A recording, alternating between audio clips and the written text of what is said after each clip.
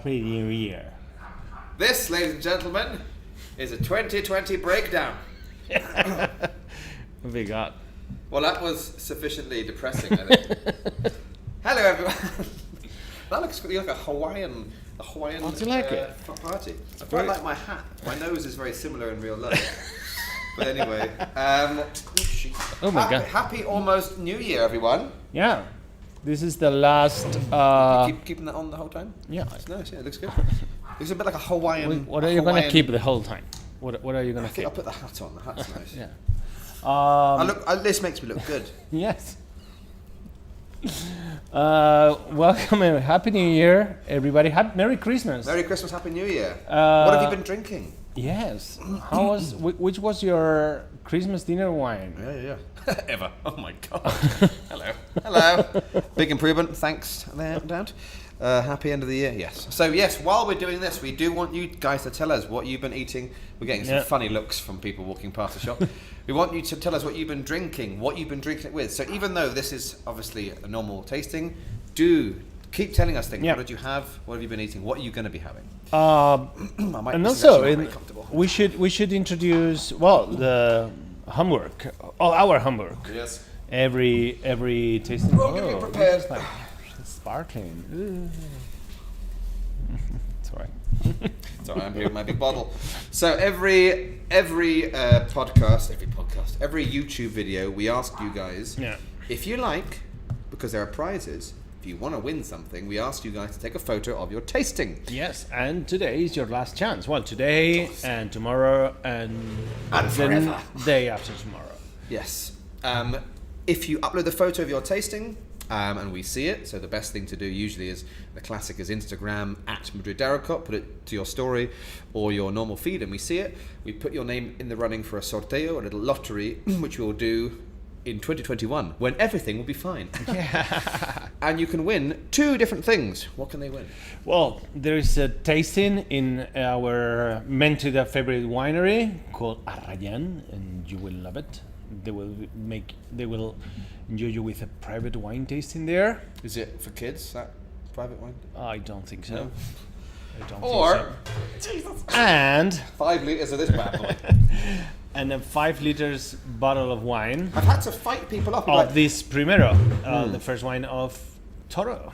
So if you like Beaujolais and you want to try something better, Primero. This is your choice. A lot of people have been saying, esto cuánto es? How much is that bottle? I'm like, not for sale. It's for the good people of the Madrid and Daracot boxes. Exactly. So someone please win it, because it's really big and it's taking up a lot of space. We've got more news, haven't we, Mr. Madrid? Yes. We are going to quickly introduce you the January box. Bum, bum, bum, bum, bum, bum. Bum, bum, bum, bum. Okay, you know you're tired, you know you've drank a lot this Christmas dinner. No, you're not thinking in January, but January is coming. January will be there. And, fun fact, it's going to suck. So you're going to want these wines. It's going to be such a bad month. We have prepared an excellent wine box for you. You are going to learn a lot. You are going to enjoy a lot. You are going to reconciliarte con la vida. Reconcile with life. And here it is. The first choice is the unexpected Murviedro Merceguera. We are going to try an excellent example of this unknown Mediterranean grape. And then, hey, I like Ribera del Duero. I love Ribera. Big red wines, right? Well, not always. A white wine from Ribera. Actually, the first one? The first official Ribera del Duero white wine. It is super classy.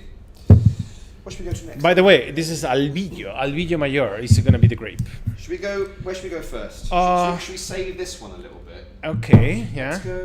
Let's go northwest first. Okay, Ribeiro, another wine region for white wines, but no, we are going to try the opposite. This is going to be a red wine from Ribeiro in contrast with the white wine from Ribera. And then you might be thinking, it's going to be a bottle. You cannot impress me anymore. This is enough. No, more. Drink this. Giro is another rare grape from Alicante. So this month, we have got a couple of classics coming up. We wanted to play with the idea of these interesting grapes. Merceguera, Albillo. This one's Sauson Branfeyal and Caino. That sounds like an insult. Sauson Branfeyal. You Sauson. Giro with a sprinkling of Syrah. Yeah. So this is our chance, because it's going to be a quiet month. Come on, I cannot. Is that too weird? It's too weird. I cannot handle it anymore. Okay. Let's give them something big, sexy, and classic. Remeyuri Reserva. 2012, baby. This is the big boy of the box. my dad would like this. This is like, That's one of the most elegant wines from Ribera del Duero. and then we're going to well, no, we're not revisiting because we've actually never done this And region. we need to start 2021 with something a little bit sweet, something, we need. What was that? Someone That is is screaming. people going, we want something sweet as well out on the street.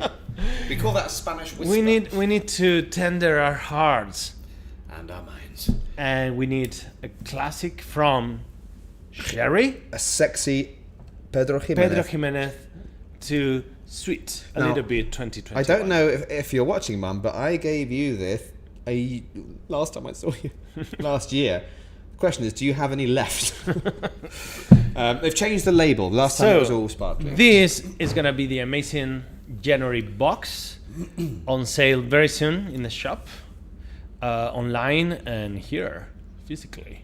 So if you want to have a voyage into the wonderful world of Spanish wine, this might be the most... It's not a crazy box with wines, but it's definitely the most adventurous, like new grapes. Because there's Educative and pedagogical. Pedagogical.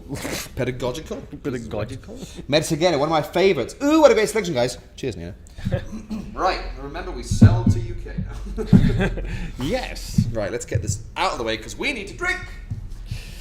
Yes, and today we have a lot of things to do because we are gonna enter in a wild and unknown field, the sparkling wines and the bottles of the old wineries of Penedès. And this is one of the little triumphs of this bottle, Gramona La from Cuvée. Corpinat. And Everyone's this going, is what's Corpinat? We're going to tell you. Shut up. We'll tell you. It's so excitable, these people. yes. So I hope you have ready something.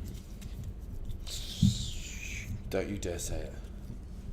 Were you going to say sweet? No, Okay, I thought you were going to be all Spanish and go, give me some Turon. I was going to say something salty and greasy and fatty as you. Thank you. I was waiting for that. I think for me, well, we'll talk about food. Well, then we'll talk about food and wine in a Cheese, minute. jamón ibérico, or embutidos, or Let's aim it right. At the okay. Okay, let's Oh, see. no, this is going to be quite a big one, I think, today. So, It has to sound like the fart of a nun. Let's see. what kind of nuns? Cistercian? They're not, they're monks. Okay, this is going to be a good one. You don't want to pop it big style. This is going to be good, I think. Fart of a nun. Was that you, Sister Dolores? Oh, it's a young man. It's a young man. She's had a curry. Oh, that's rude. Her name is Agnes. Agnes, you stinky woman. Get it out of Okay, so glass is ready. Oh, isn't that just the nicest sound? Ana Martinez Abarca, eager to try that white Ribera. Eager to take your money. So, first things first. Screw you, 2020. Happy Christmas, happy holidays. Yes. And to pastures new, we said. A winery brought us a sparkling wine, a new sparkling wine called 2020 LPTQP. La puta que te parió. Which doesn't translate into English. It'd be like having a white wine, really elegant, and saying 2020, a right MFer, like a right, and they're having it in a jokey way. Cheers. So, where to begin? So much to talk about today. Let me put this back on. Yes, well, so let's go for Get your homework the sheets. tasting sheet to fill it. Oops, here it is. So you will find this in the wine box. when you receive it. When you buy it and receive it. Yeah. Yes. So wine, Gramona La Cuvée. So you have to specify La Cuvée. That's the little sub-brand that identifies this. Because they've got winery. quite a few wines, haven't they? That's this one here. Because there are so many Gramonas. Gramona Imperial, Gramona La Cuvée, Celler Valle. And then they have all of their normal wines as well. There's Yeah, a lot of Gramona is the- a huge winery. yeah, big boy. But it's still with the feet on the ground and making the things very manually. Biodynamic, which we'll touch on as well. Yes. Yeah. So, This is not, no offence, maybe a little bit. This is not Freixenet, okay? This is slightly more reasonable production. I'm going to go and put this somewhere. so vintage 2016. Ah, that was the year when everyone died, remember? Yes. But I could still cough into my friends' faces. So, you know, swings and roundabouts. You will miss this. The other day I was thinking, we all will miss this. You know, the lockdown and all the pain in the ass. We will miss it. It's gonna be nice at the end. Why? You can't just say that and not. You're gonna miss it. Why? We're gonna miss it. We are gonna miss these strange moments. I know. I find it You fascinating. know, there's these little meetings of 6 people and you have to select very well who's gonna come to the meeting. Oh, we will not come to call. Yeah. Hey guys, what are you doing tomorrow? Nothing.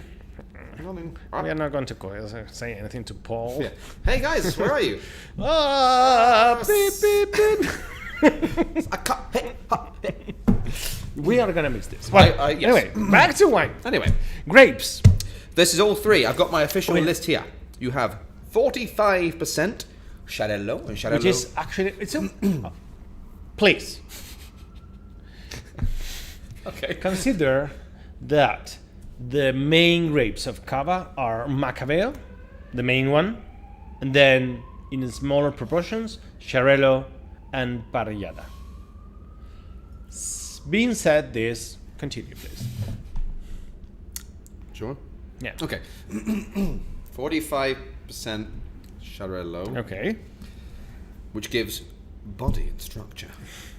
45% Macabeo, which Okay. gives sweetness and perfume. And 10% Parrillada, which is more sort of elegance and finesse and aromas. So here we have the classic trinity, The Holy Trinity. the holy trinity of Cava, but The sofrito of Cava. Macabeo is in the same proportion as Xarello. And this is why I think I like... Okay, well, some of you may know that this is the Champanero guy. He loves his bubbles. I can't because, as you will see, probably, live on air, I will start burping after about a glass. I get terrible wind.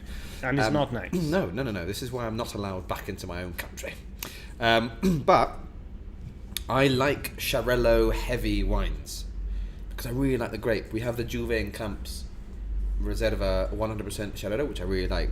I don't know if I know what Parrillada tastes like. You know? Yeah. Um, Yeah, continue. I don't. So Macabeo is definitely the king. That one there. Up. There. Mm-hmm.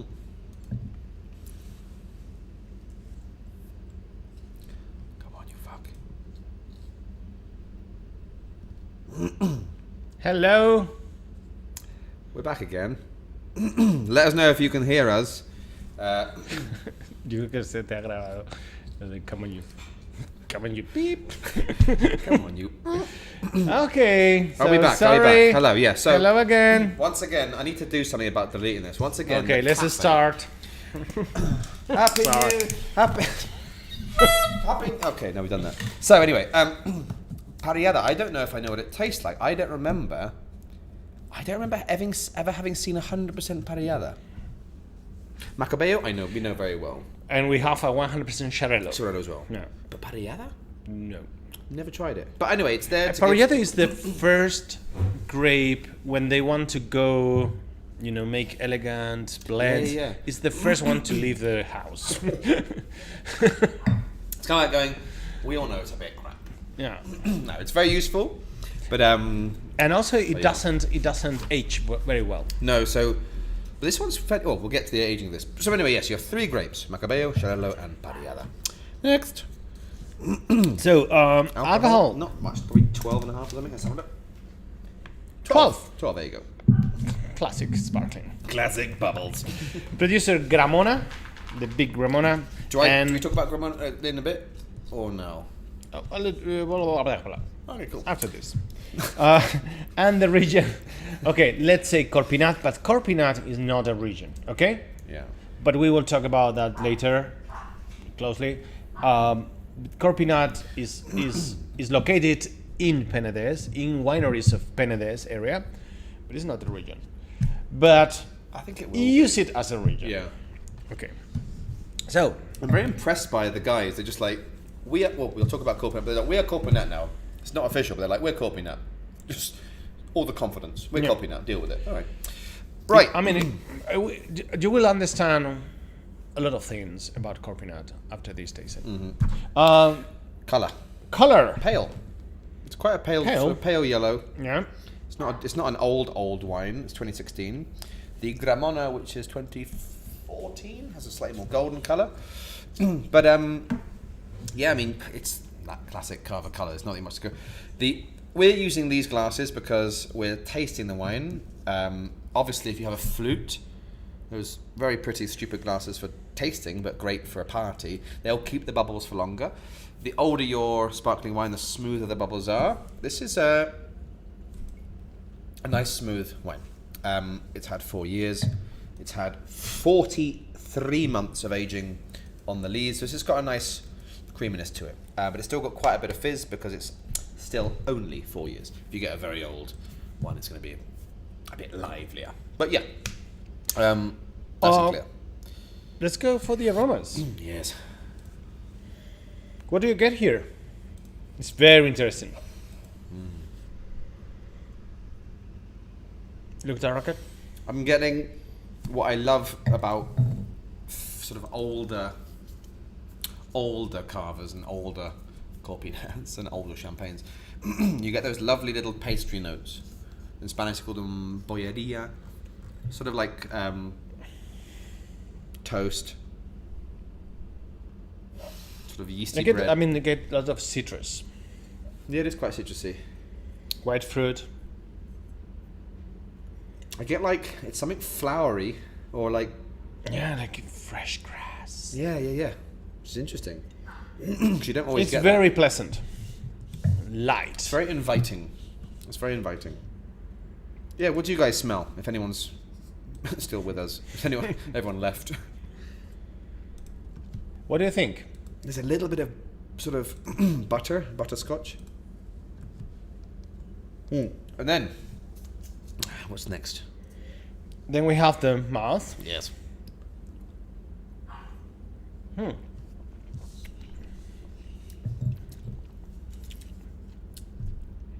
Very pleasant. I love it. It's got a nice, small but very pleasing bitterness. Yeah. Because for me, some sparkling wines are just very dry, and like this one's got a nice kind of, this is going to be good with food kind of thing. And again, pleasing bubbles. A question for all of you who are tasting the wine with us: what are you drinking? What are you eating with it? What are you drinking? What are you eating with your wine? It seems you like it, Mr. Daraka. I do like. I remember you said to me once, not with this particular one, but you said, because I don't like sparkling wine. I do, of course, but I don't drink it because of the, it makes me kind of a bit gassy and stuff. So I don't really go for it. But you said something. I think it was like 2 years ago. You're like, I think it was before we had a wine shop. I don't even remember. But you said, it seems you have expensive tastes. Because I like the really old, expensive sparkling wines. But from this kind of, I love these kind of toasty notes. Jamón Ibérico. Bravo, Eva. Yes.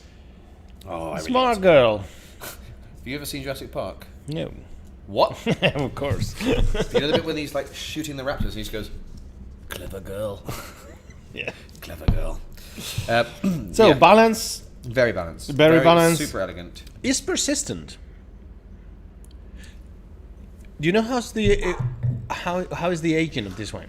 How long is the aging? 43 months. 43 months. How's that in years? 400 years. 400 years. 42 months.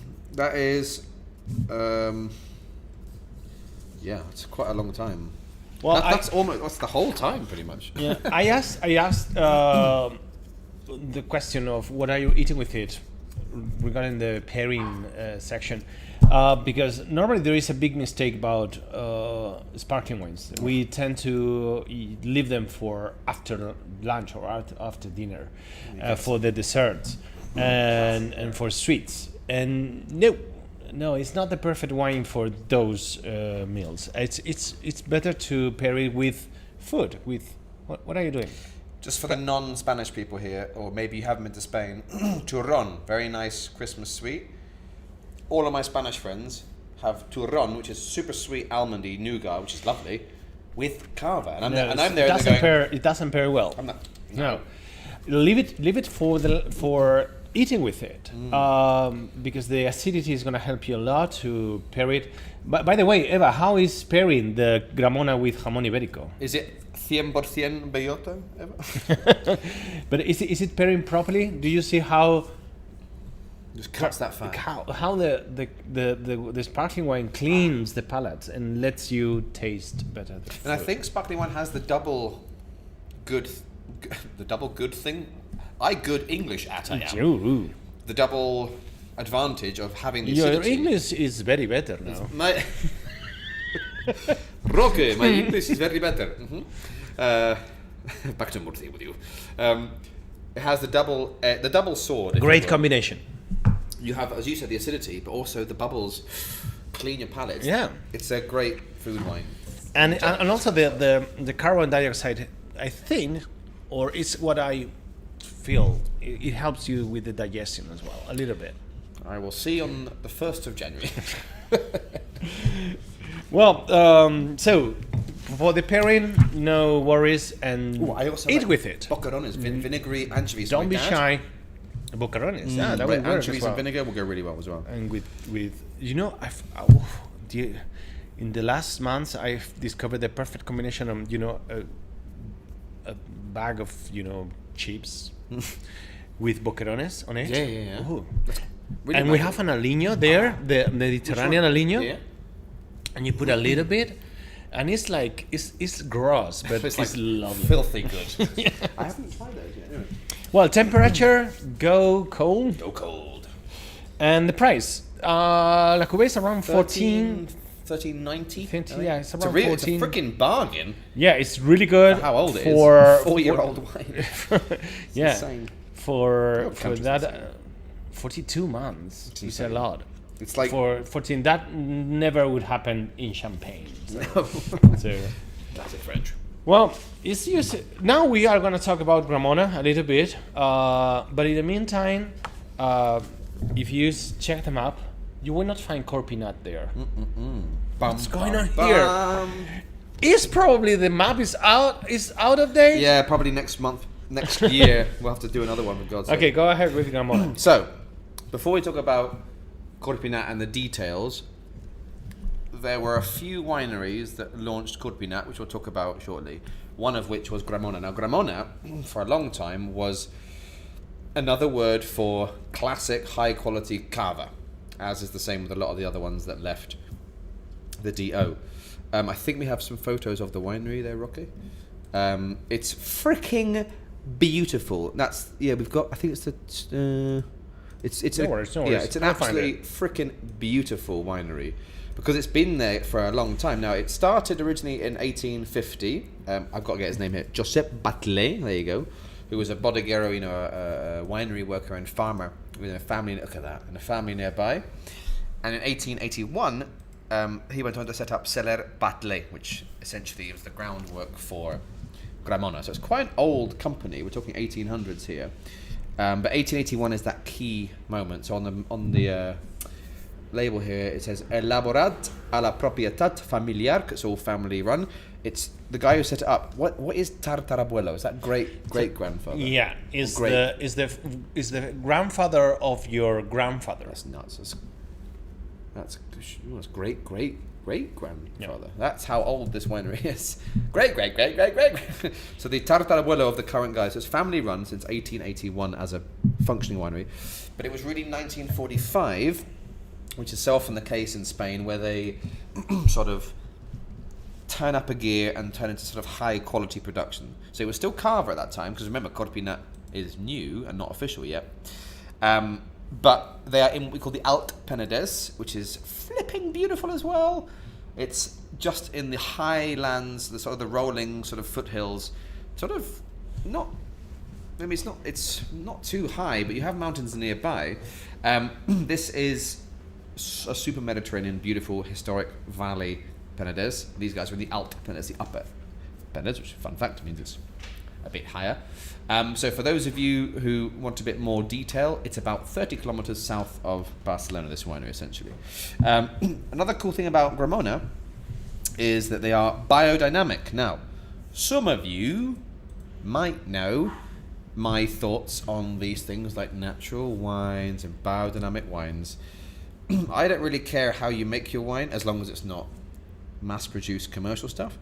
I don't really care how you make your wine, as long as the wine is good. So if it's a natural wine, that's great. If it's a biodynamic wine, biodynamic farming, this agriculture, was set up by a guy called Rudolf Steiner, who was an Austrian man. I think it was in the late 1800s. And he, or maybe early 1900s, you might correct me if I'm wrong, I've forgotten. But he was doing these sort of agricultural processes somewhat tied in with sort of homeopathic style of things. So you're creating a natural environment of your vineyard, as opposed to so for example, if traditional farming, something's eating my plant. Oh no, what do? I select my chemical, spray it and kill it, for example. With biodynamic farming, what you're doing, it's kind of like supercharged organic. You're creating a natural environment, a sort of a self-sustaining, biodynamic, if you will, biodiverse vineyard. So instead of thinking, what do I use to kill this, you say, what might eat this? Maybe it's another, bug, or who knows, and you introduce that. So you're creating like a mini little world, which is great. The agricultural side of biodynamism is brilliant. It's just super organic, less chemicals, which is great. Less human interaction in, interfering in the natural processes in the vineyard. Great. It sometimes tiptoes into take your clothes off and dance naked under the sun of the moon. So you have, they prepare special sort of homeopathic manure cocktails, and they bury it at one end of the vineyard, which is nice, but doesn't really do anything particularly special. They only pick on we only pick on Earth days instead of wind days. These kind of weird things, which are scientifically nonsense, but fill your boots, fine.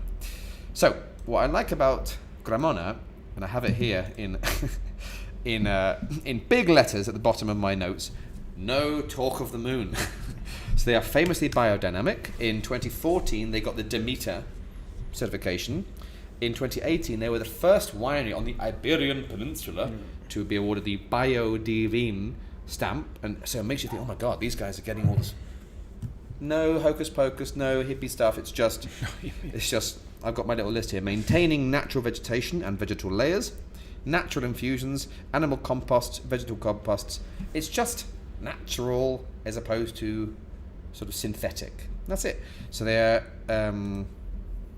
this kind of biodynamic thing, which was actually born out of the end of the 19th century, where the Penedès area, and a lot of Spain, a lot of the world, has a lot of these monoculture, one crop industrial farming practices, and they were part of the local, because remember, wine is just farming.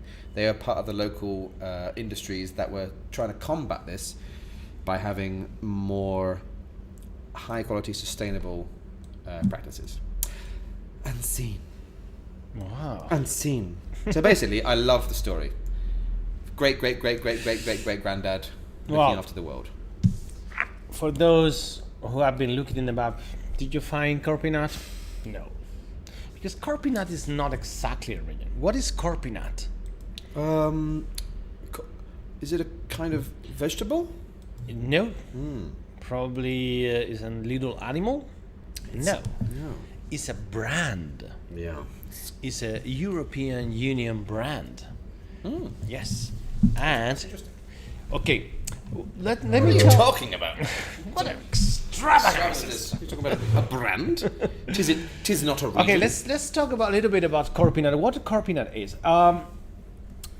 First, and this is a super interesting story. The first question we have to answer is cava or not cava. That is the question. Okay, there is a big problem with the cava denominación de origen. Cava, as you can see in the map, is marked with yellow squares. yeah. And the big one is here in Penedès, but you will find as well in Rioja, in Cariñena, in Requena, in Extremadura. Cava, in many places in the country. And that means Cava is protecting more a method than a region. Yeah. And the results are very eclectic. You cannot compare, seriously, honestly, and fairly, you cannot compare Juve and cava, Camps. the cava from Penedès with a cava from Extremadura, because it's not the same. No. It's not the same wine. It's not the same weather. It's not the same soil. It's not the same anything. Just basically probably the same similar grapes and process. And also, cava has been guiding its strategy, marketing strategy for low cost and cheap wines. Yeah. That's why is and also massive productions. Freshenet and Codorniu, all these big brands are working under this denominación de origen. And actually the quality can be like questionable. Freixenet was what we drank at university. It's like 3 pounds. And you're like, we're In your country, in my country. Yeah. which is not famous for precisely being the country of cheap wines. New. But that's why we drink a lot of Prosecco. Do you want some more? A lot of Prosecco and a lot of Cava. I feel Cava has let itself down. Now, there's two problems here. One is as you said, the geographical thing, which is like, well, if it's everywhere, what is it? And the second thing is the branding, because they're different things. Because Cava is always going to be more productive than Champagne because it's has anyone been to Barcelona? Amazing climate. Yeah. Has anyone been to Champagne? Garbage. So they make more wine. So it was always going to be a more affordable thing, irregardless of the fact that they make it in the exact same way as Champagne. It's always going to be more cheap. It's always going to be cheaper as well because it's local grapes. Pinot Noir is expensive in France. Macabeo and Chardonnay not. But then it's like you say. I think the brand is correct. And the thing is that the Consejo Regulador, which is the organism that control the DO, each DO has its own Consejo Regulador. It's like a wine police. I love to call it wine police. Like that. And it's controlled or is controlled by the main producers. So they, in this case, Cava, you have Freixenet, you have controlling the DO. They control the DO. They are in the. As in, like, they're the silent partner. Yeah, so this is where the vendetta thing. I did not starts. know that. Yeah. That's Wow. juicy. So, That's was juicy. in 2012 where Raventós family, which were a founder Legendary Cava. winery of Cava, left the Cava Did they? DO in 2012. And then they created What are they? like a. Sorry? Sorry, carry on. This Raventós family and other ones created what they wanted, like a more. A DO or a wine region more linked to the territory. Is that classic Penedès? Classic Penedès. Okay? I'm learning with you. Okay, that was classic Penedès, and it was this way to, face this fact of the big massive production of cava. This is juicy gossip. Okay. There's a TV series in this. Well, the thing is that classic Penedès didn't work very well. Didn't work as they wanted.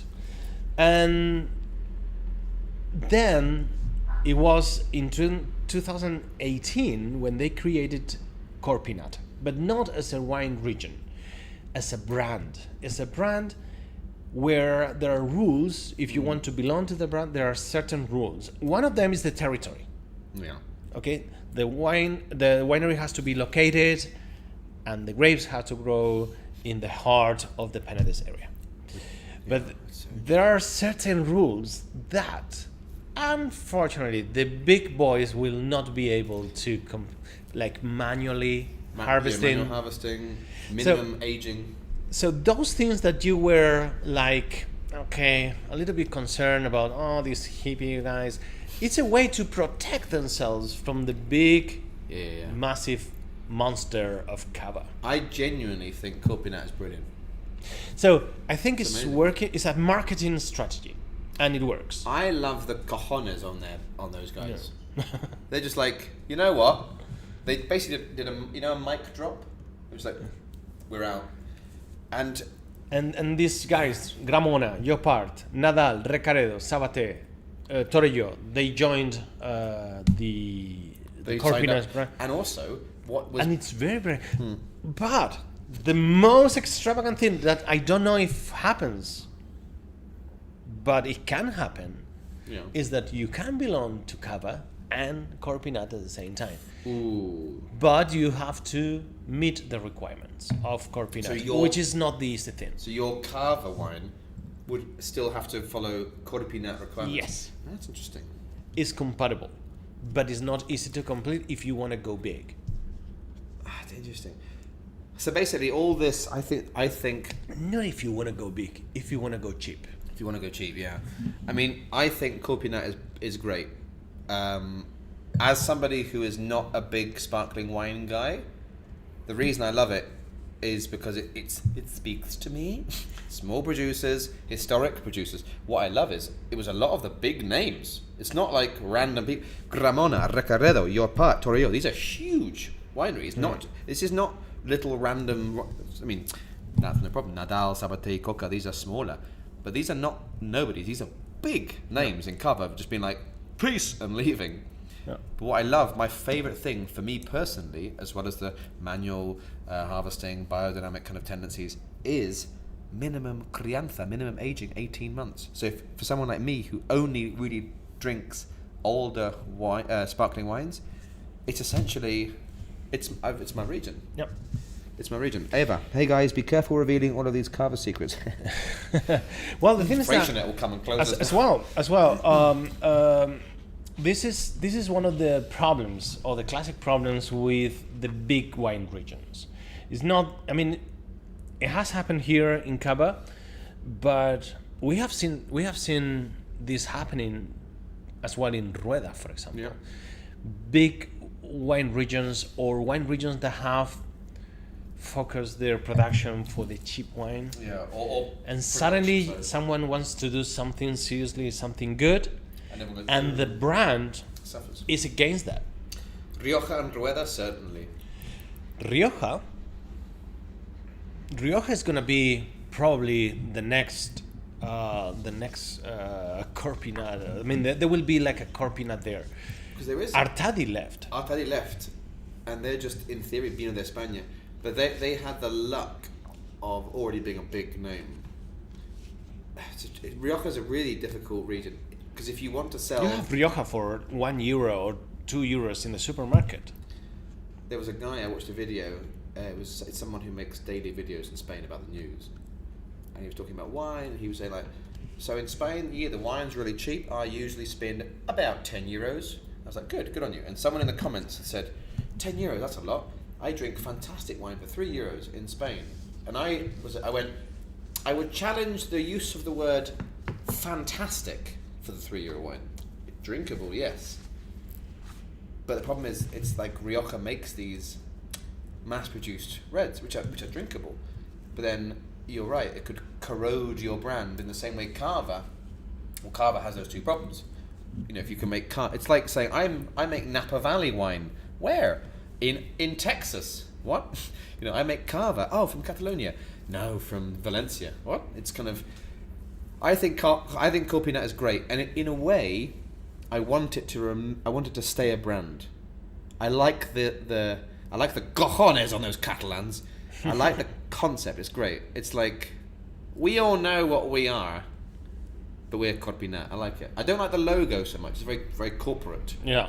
But I love the concept. What does it mean? Corpinat is core is The heart. Pinat Is Penedès. Penedès, yeah. So it's the heart of Penedès. Oh, it's lovely. I really want to visit. Yeah. By the way, this is where Penedès is located. Penedès.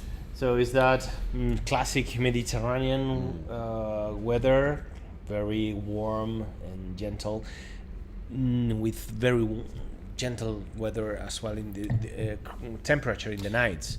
So it's like a valley open to the Mediterranean Sea. It's kind of perfect. Yes, and it's perfect for these kind of wines. It has altitude as well, and then you can play with that. And the good wineries have estates in the inside part, in the more mountainy part, and some other vineyards closer to the sea, so they can play with that. It's quite.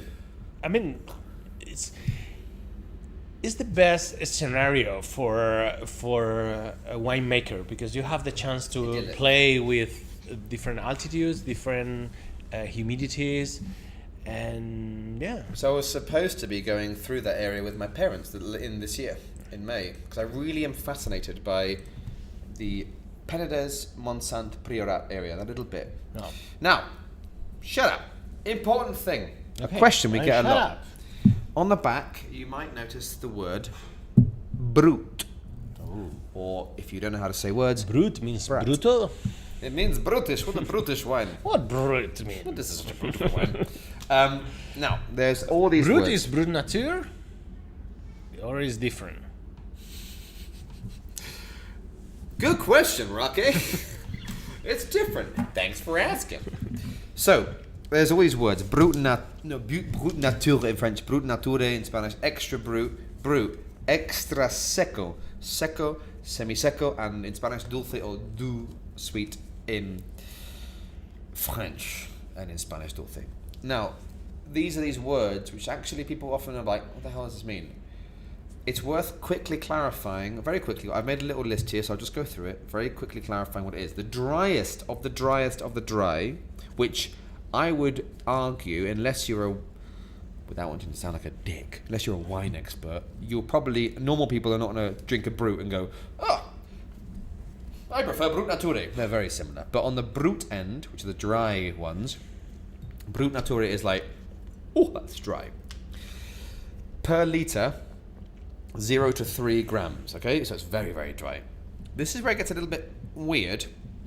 Extra brut, which I have never seen on a bottle, but extra brut in Spain and in France with these kind of ones, it's up to 6 grams per litre.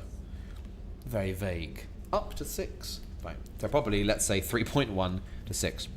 Brut, which is what this is. This one is up to 12 grams per litre. But these guys use 6. So it could also potentially be extra brut, but no one uses the words extra brut, really. So it's, in theory, just brut. Now, those are the dry styles. Then we come to the sweet styles, and I'll explain a bit about this in a moment, because I think it's very interesting. You have extra seco, which I've never seen, but that is very precise. 12 to 17 grams per litre. Okay? 18. Oh, sorry. If it's 18, you're seco, which weirdly means, in Spanish, Dry. dry. More on that in a moment. That's 17, all the way up to 32. That's a big gap. Yeah. So sex can be quite sweet. Semi-seco, so semi-dry, 32 to 50 grams of sugar per litre, and then dulce or doux in French, more than 50 grams. Who created this classification? A drunk man? Well, French, yeah. So.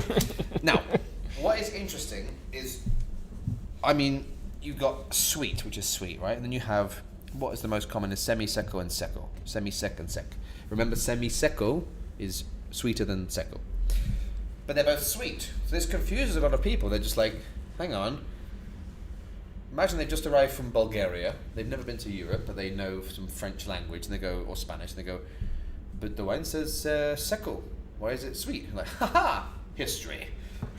So, back in the old days, 1800s, Champagne was, well, in most of the history of Champagne, 1700s as well, Mr. Dom Perignon.